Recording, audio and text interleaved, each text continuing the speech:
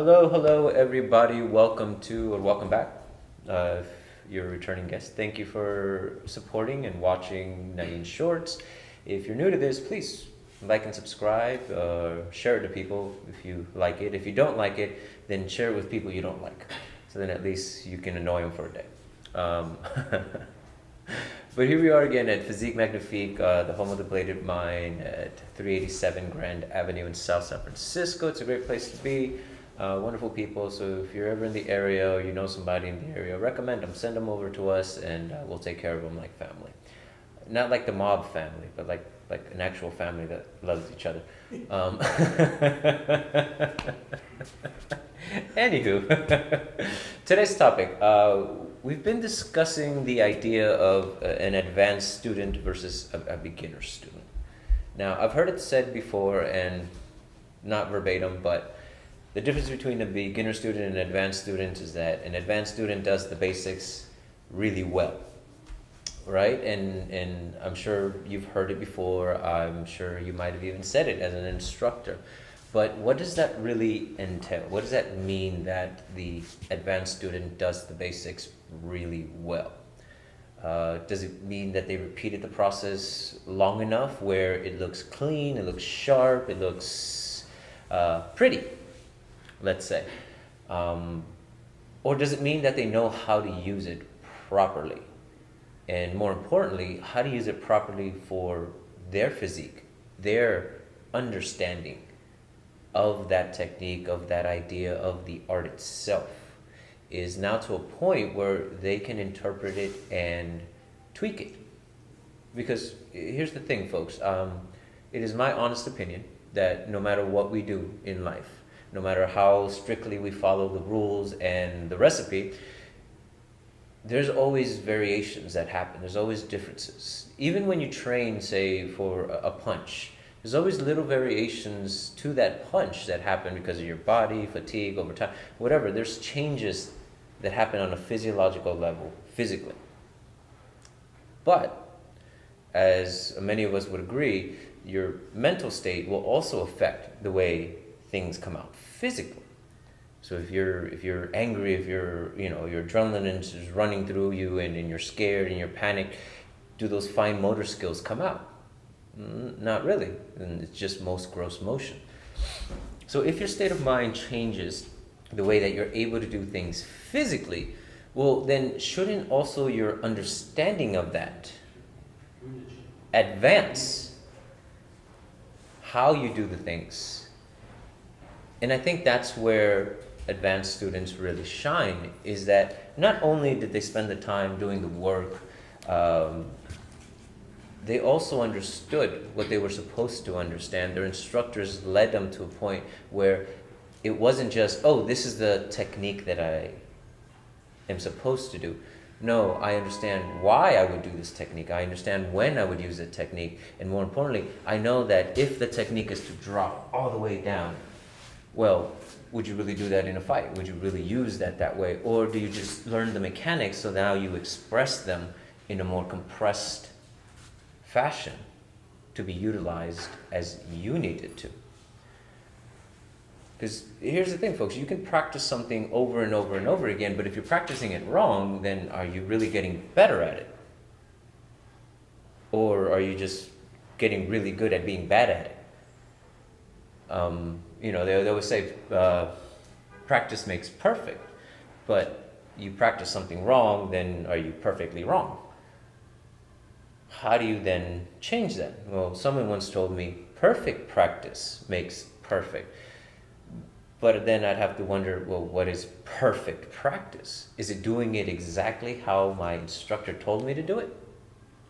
And if so, well, then I'm just copying, and I'm a very good mimicker. Would that be enough to make me a good student in any class? Simply being able to copy and repeat the movements, but not understand where they're coming from, why they're being done that way, and more importantly, where to use them. So then that brings back to what is perfect practice? Well, I think it boils down to the idea that you understood the lesson behind the physical movements. Sure, it was a 1, 2, 3 combo, but what was the purpose of it? If you're doing boxing, well, what are your targets? Where are your mechanics to drive that from? Are you doing it when you're fresh in your training, or are you doing this combination when you're exhausted at the end of your training? And can you still do all the things that it's meant to be for? That's one way of training. If you're doing other arts, say Kali, you learn the striking pattern, and you can do it backwards and you can do it forwards.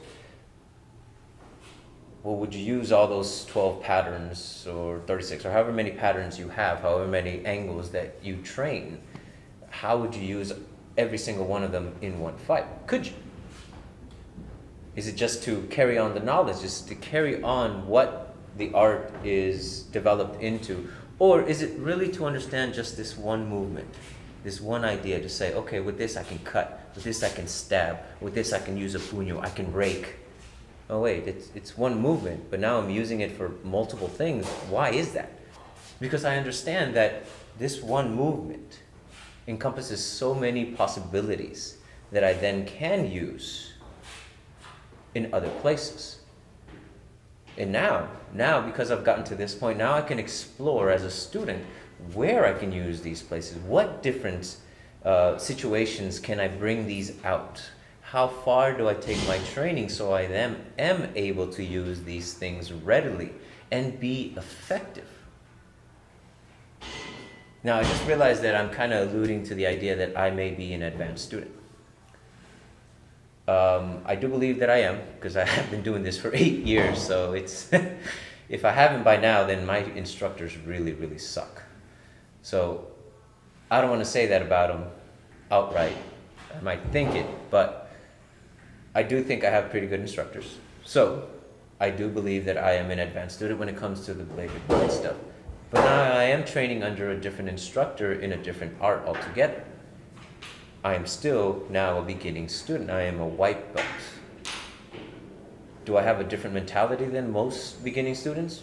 Yes. Because my training was never about learning an art form. It was never about learning the history and the lineage of that particular art. It was really to learn, how can I be a better student? Because ultimately that's what we're trying to figure out. It's not so much how do we categorize a good student or a beginner student and an advanced student. It's really how do we categorize ourselves in that spectrum? Where are we? Are we truly the advanced student? Do we still do all the basics that we learned way back when we started? And if so, have we improved on them? Or are we just doing them the way that we were taught? Have we incorporated them? Do we do them in a different way for our body types, for now our aging bodies allow us to do? Can we? Or do we just simply throw it out because we realize, okay, maybe that stuff that we did back then, it was great and it was part of the art, but it doesn't really help me now? Can somebody who throws away half of their curriculum because they feel that it doesn't benefit them anymore still considered an advanced student? Is that the precursor to being an advanced student, or is that just some crazy guy that's throwing away heritage and everything that they came up with because, well, they're nuts? There's a lot to be said in reference to how we identify ourselves as a student, because I do consider myself a forever student, always a student, always wanting to learn, always picking the brains of people that are smarter than me. I hang out with people decades older than me for that very reason, because I'm always picking their brains. I always want to pick up something new, something more, or maybe just a different perspective on something that I already do on a regular basis. Now, again, alluding to the idea that I may be an advanced student when it comes to learning. But overall, there's still so much to learn, so much to take in, and you can always be a beginning student no matter what. And having that mentality, or being able to even recognize that there is still so much to learn, I think will make you an advanced student. Because now it's not just about copying what's in front of you, repeating the process over again. It's about understanding what's in front of you and then being able to use it.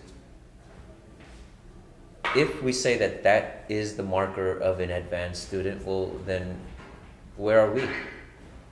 can we consider ourselves an advanced student? And if not, what do we have to tweak, or what do we have to push and learn or focus on to can become an advanced student? And more importantly, as an instructor, how do we get our students to become advanced students? To get the understanding that you now have, that may have taken you 20 years. Can you beat your own time and get your student to get to your level in 10 years, in 5? If so, what does that take? What did you have to learn? What did you have to understand to become an advanced student? And how do you get that across to your new students, to your beginner students? So then they can too become advanced students. So they too can start utilizing the lessons that you give them to their needs, when they need it and how they need it.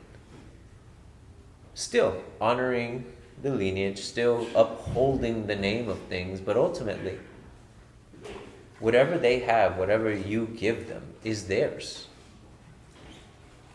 What they do with it is going to be on them as individuals.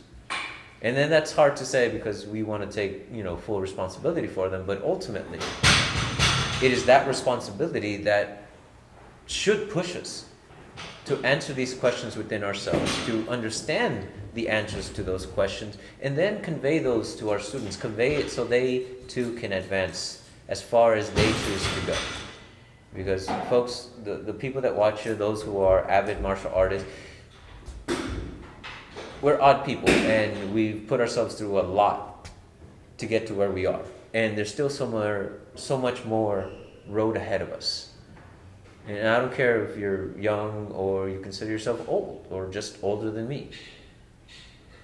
There's still a long road to martial arts.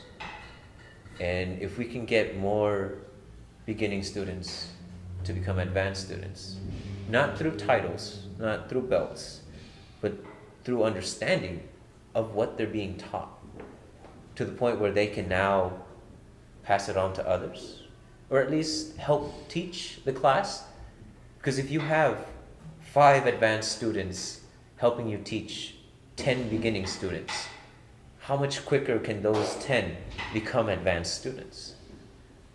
I'm just doing math here at this point, and it's an idea.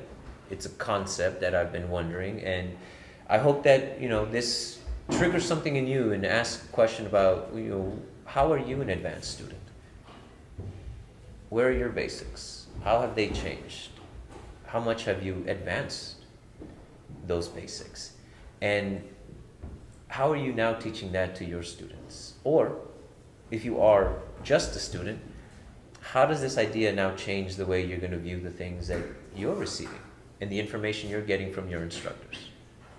So, just questions. That's all I'm offering. I don't have all the answers. I'm definitely not going to say that I do.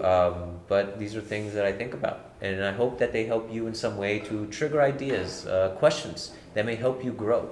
Because ultimately, that's what I hope for. Not just for me to grow, but anyone who is associated with me, anyone who watches these episodes, that something happens within you and you advance beyond anything you imagined you could before, which might be a tall order and may not happen, but crossing my fingers and here's hoping. Now, before I go, I just want to remind you that the 23rd of July will be the Guest Appreciation Picnic, Kali Konversation, 2nd annual. First one was so much fun that we had to do it again. So that is Saturday the 23rd in Golden Gate Park. Check out Facebook for all the details. We'll make sure to make it easy to link to that on the Bladed Mind page, as well as Rico and myself's. So any one of the descriptions below that you want to click on will help you lead to the information that you need, because as being guests on this show, or Kali Konversation rather, we really want to see you there. I know some people can't make it, but for the rest of you, please, if you can, we'd love to have you there. It's going to be a lot of fun, definitely a lot of food, and it's just going to be good times. So, till the next one, as usual, 3, 2, 1, cut!